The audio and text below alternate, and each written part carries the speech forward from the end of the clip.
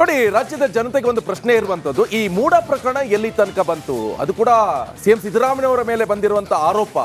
ಸದ್ಯ ಈಗ ಈ ಮೂಡ ಪ್ರಕರಣ ಕ್ಲೈಮ್ಯಾಕ್ಸ್ ಹಂತಕ್ಕೆ ಬರ್ತಾ ಇದೆ.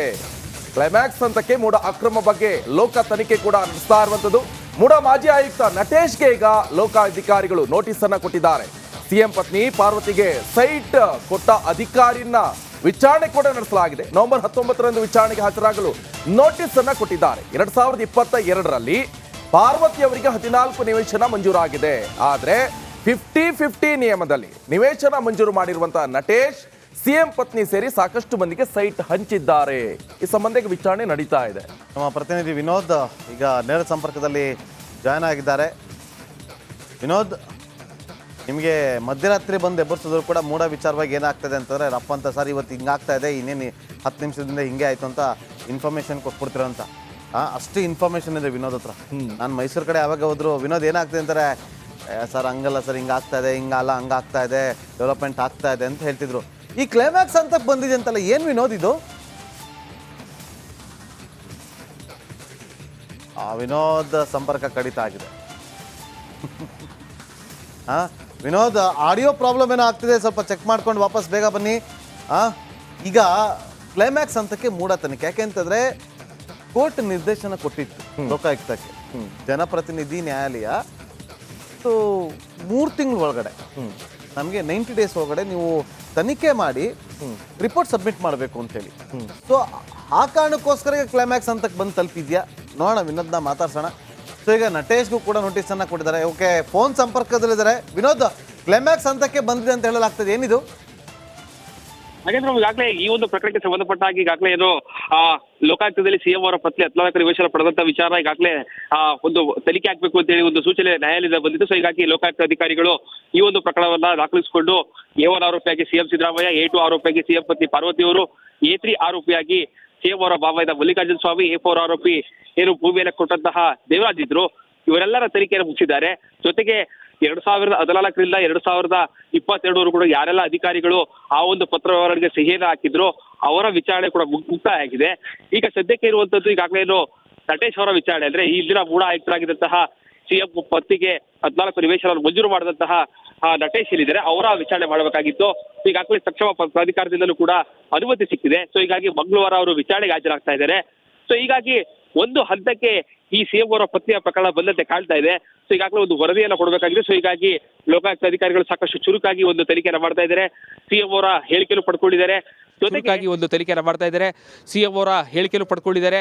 ಜೊತೆಗೆ ಈ 2014ರಿಂದ 2022 ಕೂಡ ಏನೆಲ್ಲ ಪತ್ರ ವ್ಯವಹಾರಗಳಾಯಿತು, ಸಿಎಂ ಅವರ ಪತ್ನಿ ಯಾವೆಲ್ಲ ಪತ್ರಗಳನ್ನ ಕೊಟ್ಟಿದ್ರು, ಜೊತೆಗೆ ನಟೇಶ್ ಅವರು 50-50 ಅನುಪಾತದಲ್ಲಿ ಅವರಿಗೆ ನಿವೇಶನ ಕೊಡೋದಕ್ಕೆ ಯಾವೆಲ್ಲ ನಿಯಮಗಳನ್ನ ಪಾಲನೆ ಮಾಡಿದ್ದಾರೆ, ಜೊತೆಗೆ ಏನೆಲ್ಲ ಲೋಪಗಳಾಗಿದೆ, ಇದೆಲ್ಲದರ ಬಗ್ಗೆ ಒಂದು ಸಾಕಷ್ಟು ತನಿಖೆ ನಡೆಸ್ತಾರೆ. ಸೊ ಹೀಗಾಗಿ ಮಂಗಳವಾರ ಒಂದು ಅಂತಿಮ ಘಟ್ಟಕ್ಕೆ ಬಂದಂತೆ ಕಾಣ್ತಾ ಇದೆ. ಸೊ ಹೀಗಾಗಿ ಮಂಗಳವಾರ ನಡೆಯುವಂತಹ ವಿಚಾರಣೆ ಬಹಳ ಸಾಕಷ್ಟು ಸೂಕ್ಷ್ಮವಾಗಿರುತ್ತೆ. ಜೊತೆಗೆ ಅವತ್ತು ನಟೇಶ್ ಅವರು ಯಾವೆಲ್ಲ ಹೇಳಿಕೆಯನ್ನು ಕೊಡ್ತಾರೆ, ಜೊತೆಗೆ ಯಾವ ರೀತಿಯಾಗಿ ತನಿಖೆಯಲ್ಲಿ ನಡೆಸಲು ಕೂಡ ಸಾಕಷ್ಟು ಕುತೂಹಲ ಮೂಡಿಸ್ತಾ ಇದೆ.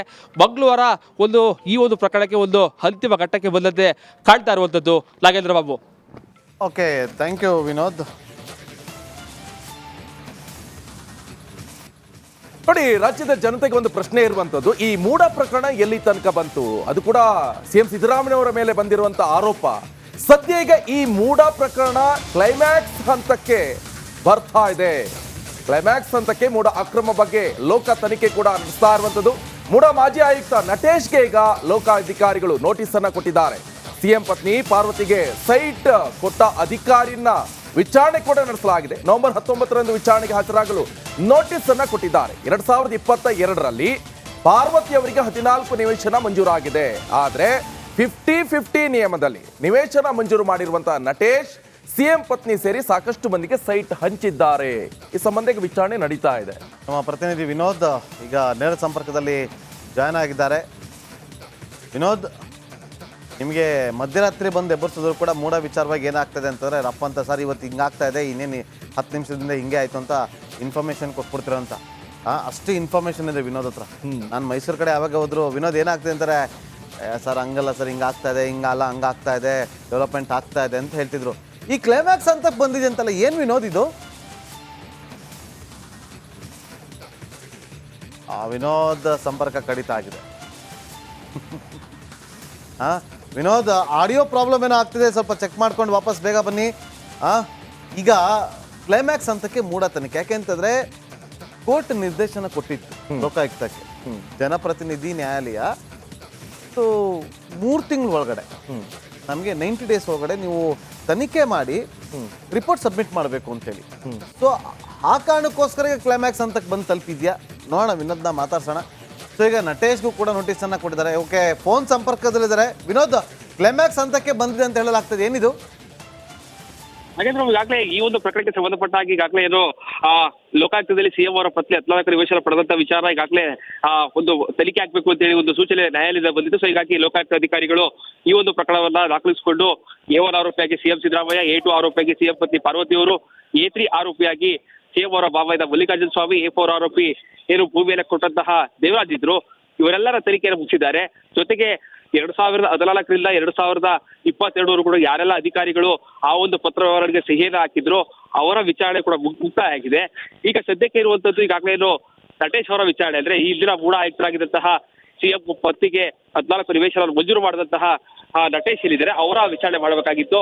ಈಗಾಗಲೇ ಸಕ್ಷಮ ಪ್ರಾಧಿಕಾರದಿಂದಲೂ ಕೂಡ ಅನುಮತಿ ಸಿಕ್ಕಿದೆ. ಸೊ ಹೀಗಾಗಿ ಮಂಗಳವಾರ ಅವರು ವಿಚಾರಣೆಗೆ ಹಾಜರಾಗ್ತಾ ಇದ್ದಾರೆ. ಸೊ ಹೀಗಾಗಿ ಒಂದು ಹಂತಕ್ಕೆ ಈ ಸಿಎಂ ಅವರ ಪತ್ನಿಯ ಪ್ರಕರಣ ಬಂದಂತೆ ಕಾಣ್ತಾ ಇದೆ. ಸೊ ಈಗಾಗಲೇ ಒಂದು ವರದಿಯನ್ನು ಕೊಡಬೇಕಾಗಿದೆ. ಸೊ ಹೀಗಾಗಿ ಲೋಕಾಯುಕ್ತ ಅಧಿಕಾರಿಗಳು ಸಾಕಷ್ಟು ಚುರುಕಾಗಿ ಒಂದು ತನಿಖೆಯನ್ನು ಮಾಡ್ತಾ ಇದ್ದಾರೆ. ಸಿಎಂ ಅವರ ಹೇಳಿಕೆಯನ್ನು ಪಡ್ಕೊಂಡಿದ್ದಾರೆ. ಜೊತೆಗೆ ಒಂದು ತನಿಖೆಯನ್ನು ಮಾಡ್ತಾ ಇದ್ದಾರೆ. ಸಿಎಂ ಅವರ ಹೇಳಿಕೆಯನ್ನು ಪಡ್ಕೊಂಡಿದ್ದಾರೆ.